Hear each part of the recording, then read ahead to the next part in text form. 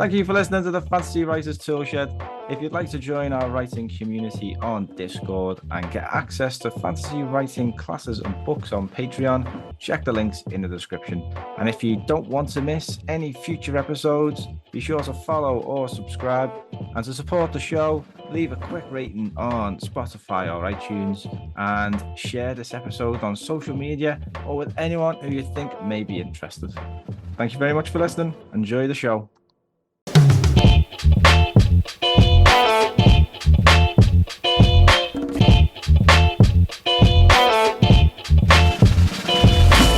Welcome to another episode of the Fantasy Writers Toolshed. I'm your host, Richie Billing, and today I'm delighted to be joined by book editor and literary assistant Brianna Summers. Brianna, welcome to the show. Hello, thank you for having me. Thank you very much for joining me. I understand you've been working hard with J.M. Williams and of Metal and Magic, editing some of their upcoming titles, which is very exciting. Yeah, it's been a fun experience. What kind of details are you allowed to share with us about what's coming up?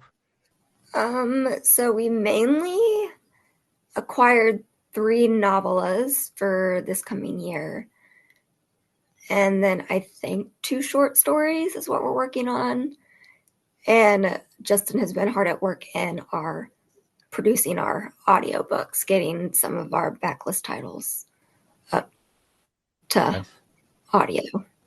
That's very cool. All systems go of Metal and Magic. And for anyone who listens to the Fantasy Writers Toolshed, for a long time, J.M. Williams was one of the original hosts and he was a co-founder. So we started this podcast together probably about 5 years ago now. And then, yeah, it's been great to see of Metal and Magic growing up and expanding. And my first novel was published through Of Metal and Magic as well, which was amazing, prize and events. And I understand, Brianna, that you work as a literary assistant at Holloway Literary Agency. Is that correct? Yeah.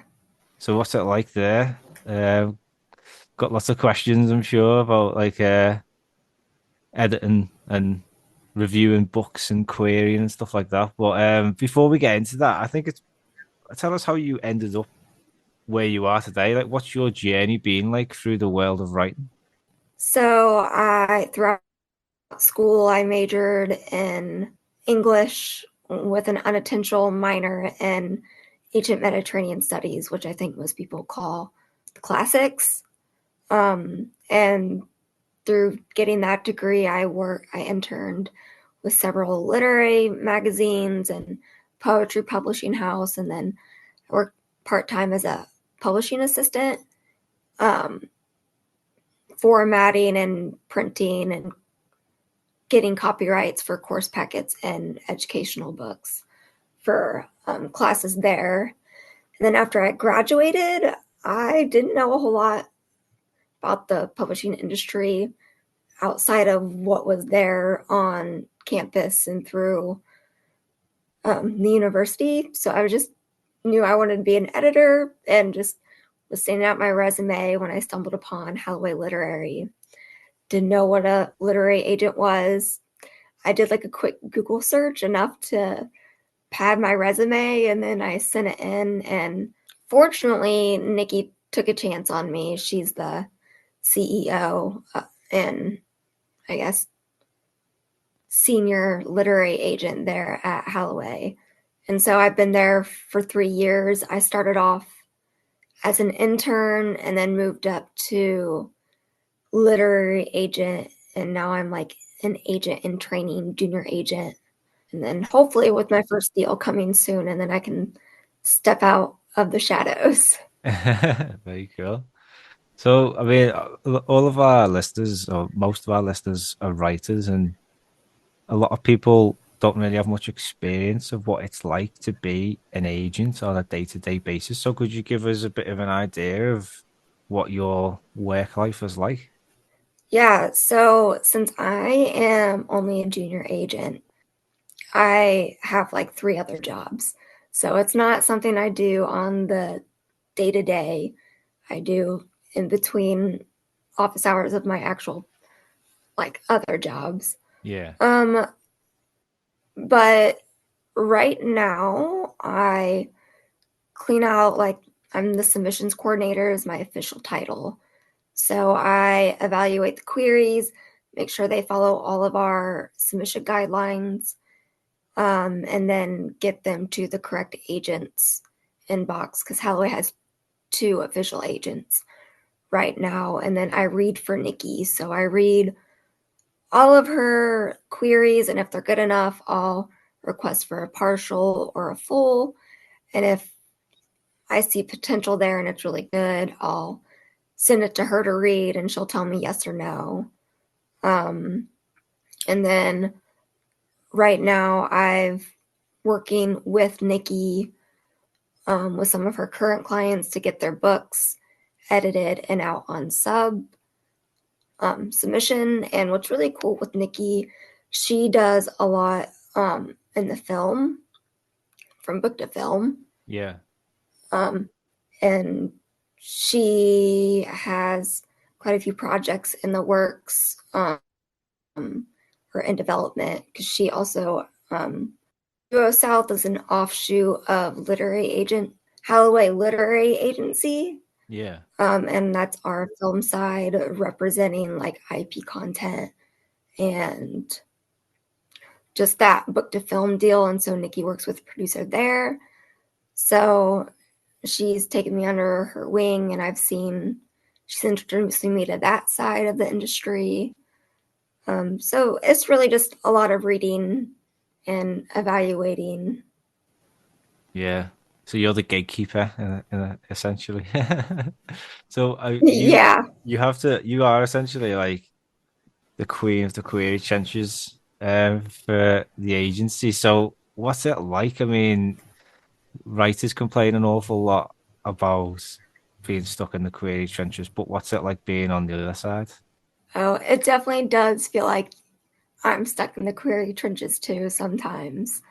Um, Only just because like junior agents, even editors, want so bad to find that book um, that they want to work with too. But it really gets reading queries over and over again, because Nikki gets about 100 a day.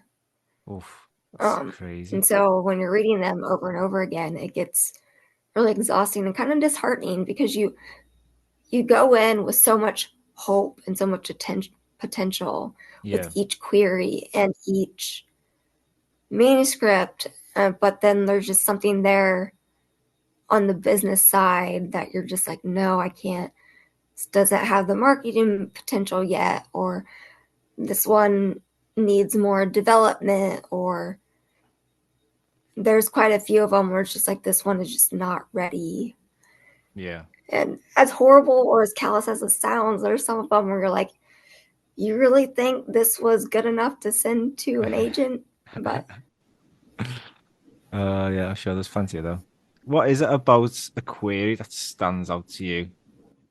really, a really well written, well formatted query letter.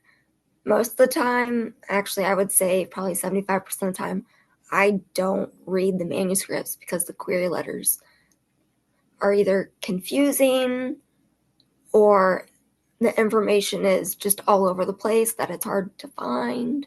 Yeah, Um, and it's always really hard. And like, there have been some that I've requested fools on where the query letter wasn't well written, or it wasn't good, but yeah. it was good enough that it caught my attention, that it convinced me to read What does a good the. query letter look like to you then?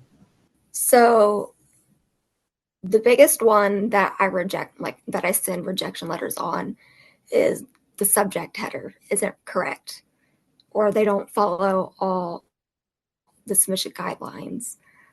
And it's silly, really. It's not, it seems silly, but really going through 100 queries, if the subject header isn't right, Yeah, it mainly, or you don't have, if you didn't follow the submission guidelines, it's a tip off to the agent or the literary assistant that you didn't take the time or give them enough respect or respect their time to go in and read their guidelines.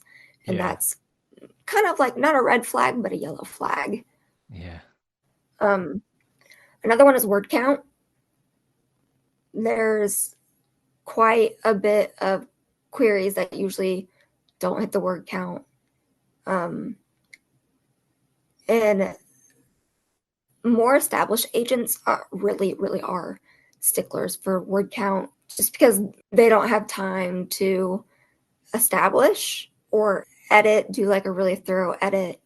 Yeah. And that there tends to be like a little bit, there's like a little bit of a flexible thing or word between words counts, but typically, especially when I send stuff to Nikki for the adult space, usually 96 words is the sweet spot, especially sending to editors. Like if that 96, thousand word count, then that's usually like perfect for me as like a junior agent that's looking for their first client or whatever.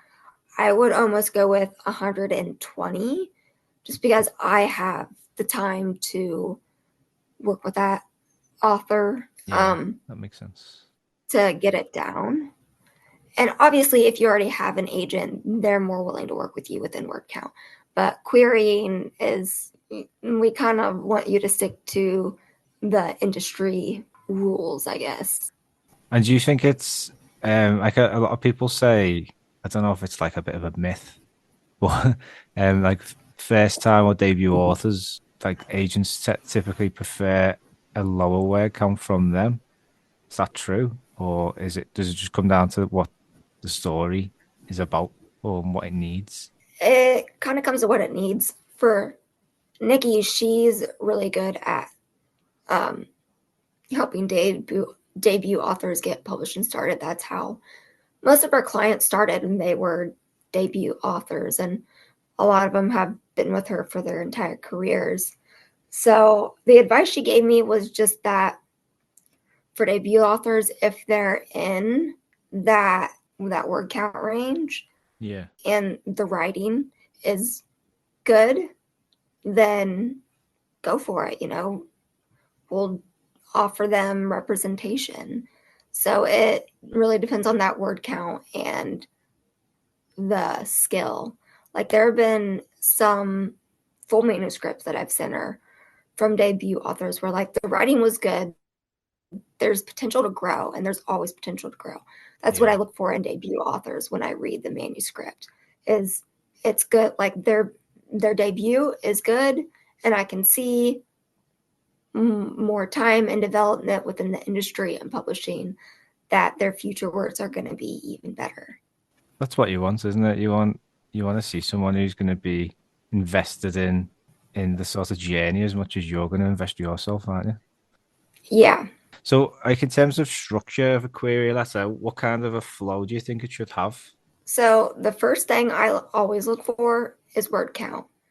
Um, like I don't even read the query letter. I'll scroll through and see what the word count is, and what the genre is, and if they match up, and then I'll read it. So usually, like it's helpful if like you have like just a short intro paragraph saying like the title of your book is a word count and genre close to inspired by or something along the lines that connects your comp titles. That's usually what I like to see, like the first paragraph of just short pitch of title, word count, genre, and the comps. Because if you have like a YA comp and then a new adult comp, then it's a no for me. Because Yeah. that, to me, that signals that you don't have enough, you're not wide read enough in your genre. And then the next paragraph after that short intro is just a solid synopsis or blurb, three paragraphs maybe 4, that answers who your character is, what they want, what they're willing to do to get it, what's stopping them or who's stopping them, and what happens if they don't get what they want. Like, what are the risks?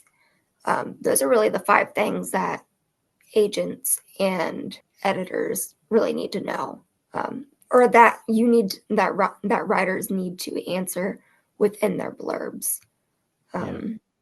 Most blurbs that I see come through, especially with fantasy, they're all to do with world building. And world building is great. Like, I love the dense world building and everything, but that doesn't tell me what the story is. It just tells me the world you've built. And it doesn't really tell me how I can pitch it to editors. And then really the last paragraph that you need is a writer bio. And you don't need to tell me that, oh, you've always loved writing, or like you've always loved reading. That's kind of obvious. Like, if you didn't like writing, then you wouldn't be in the query box. So really just any writing credits you have. If you don't have any writing credits, you can say, oh, this is my debut novel. I've been writing for X amount of years, but this is this is what I would like my debut novel to be. Where you live, if you have family, or if you read the agent's MSWL and you see you have something in common, throw that in there. But what really is going to get the agent to read your manuscript is the blurb Yeah. and that pitch first paragraph. That makes sense. It's that's a really good structure and insight into everything there. So yeah, I'm sure. Like I've just been making notes as you've been talking, so I'm sure a lot of other people listening to this have been making furious notes as well. So that was great. Thank you very much. I Yeah, I mean, mean, that's just a general structure. Definitely, like when you're sending to agents, go to their agency website, or I think it's like Duotrope or somewhere where they have a list of like the guidelines and everything. So make sure you're hitting all of them, because that's just a general outline. Some agents want you to add like a full outline, which is a whole different thing. Of the book, or if they want you to send the whole manuscript with it, the first 5 pages, the first 15, if they want that, copy those first 15 pages, copy and pasted in the email or as an attachment. I think most agencies don't open attachments. We don't. Like, if I see there's an attachment that I didn't ask for, I just delete it. Because unfortunately, there's just a lot of scams and viruses out there.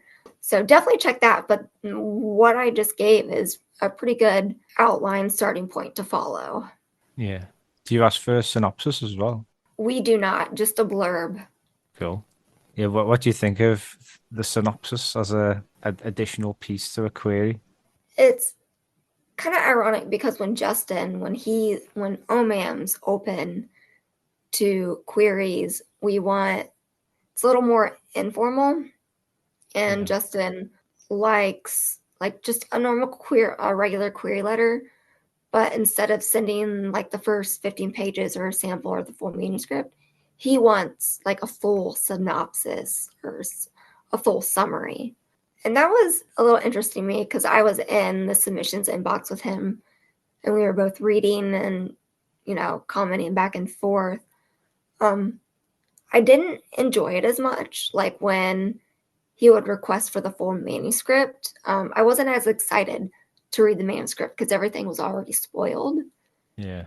But it definitely made evaluating the queries and the content of the stories a little easier, like faster, just because there's an art to writing a full summary and really knowing your story well enough to create that. So having that full synopsis, especially with fantasy, because fantasy is like character and plot driven within the same sense. And within that, you have to balance tension and stakes and the motion of the story.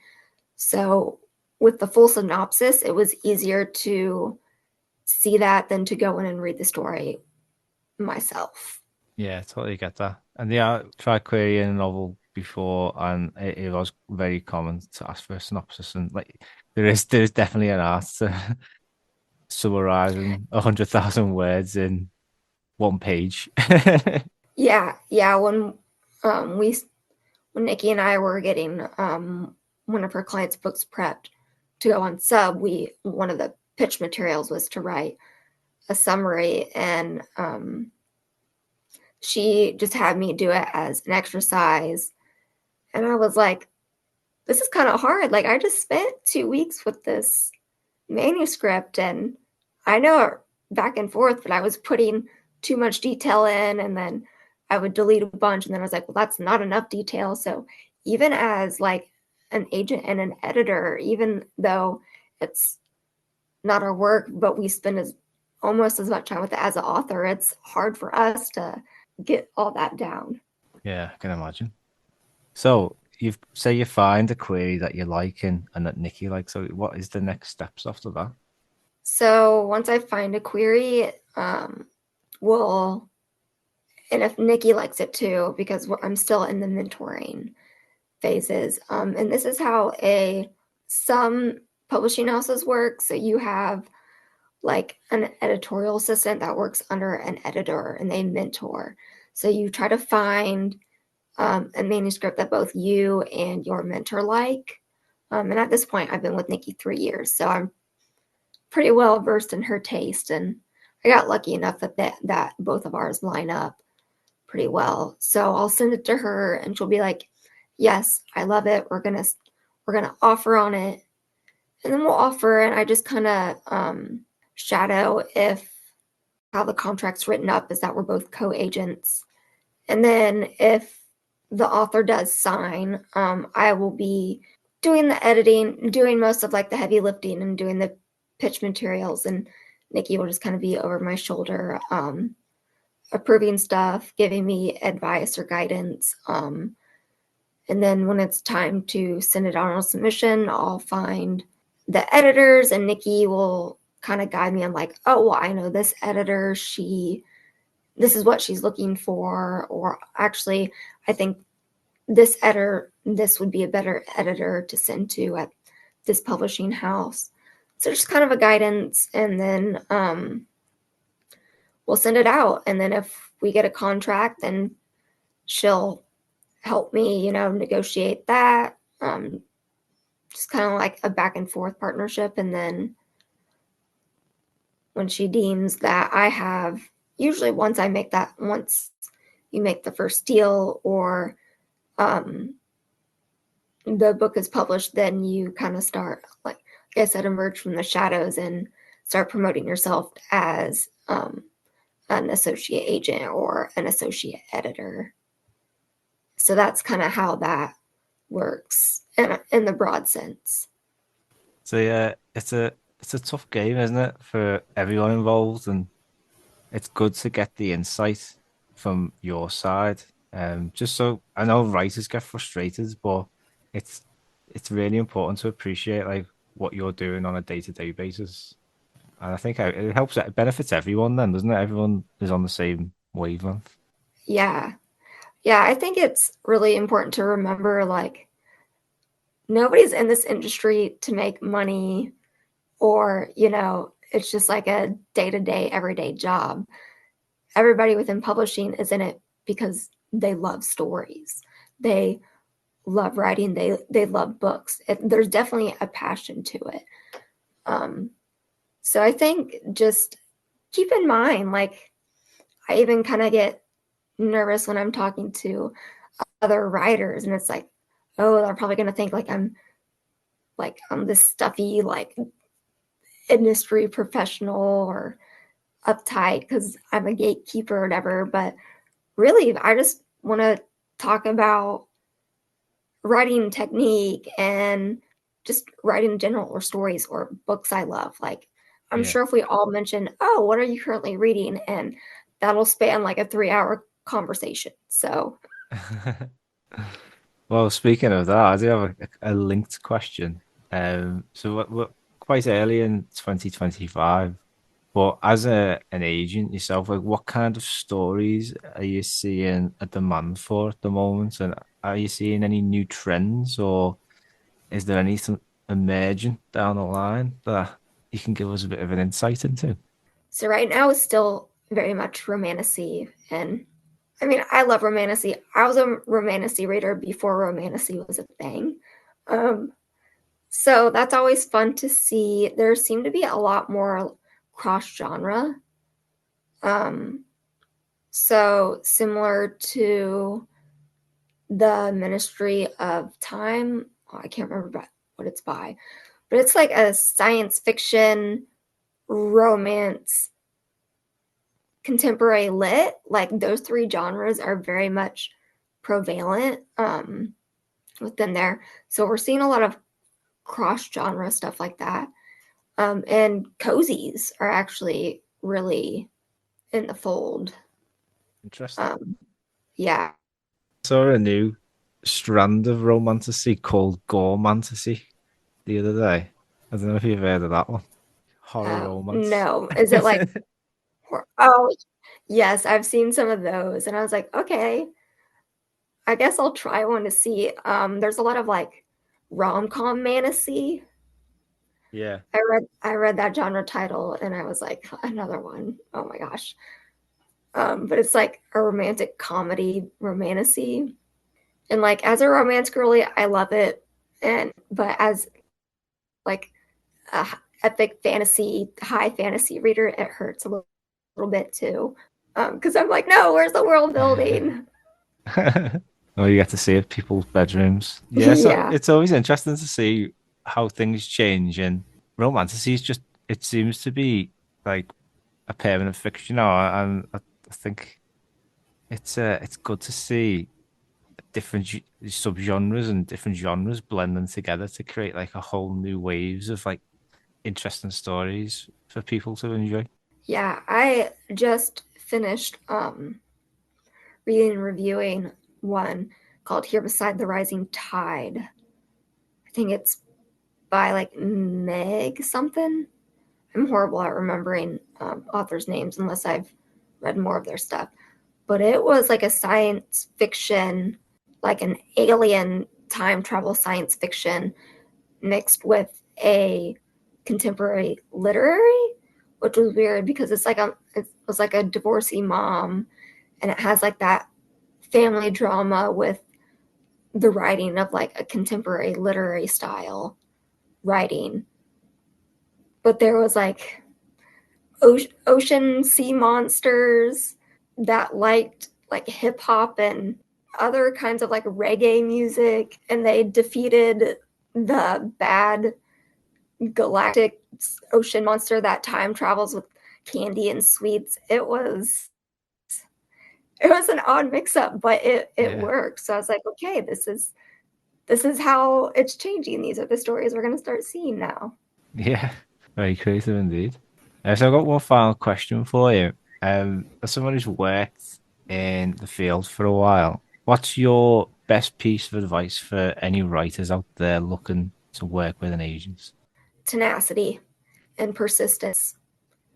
And I'm not saying like I don't mean tenacity in like the negative way.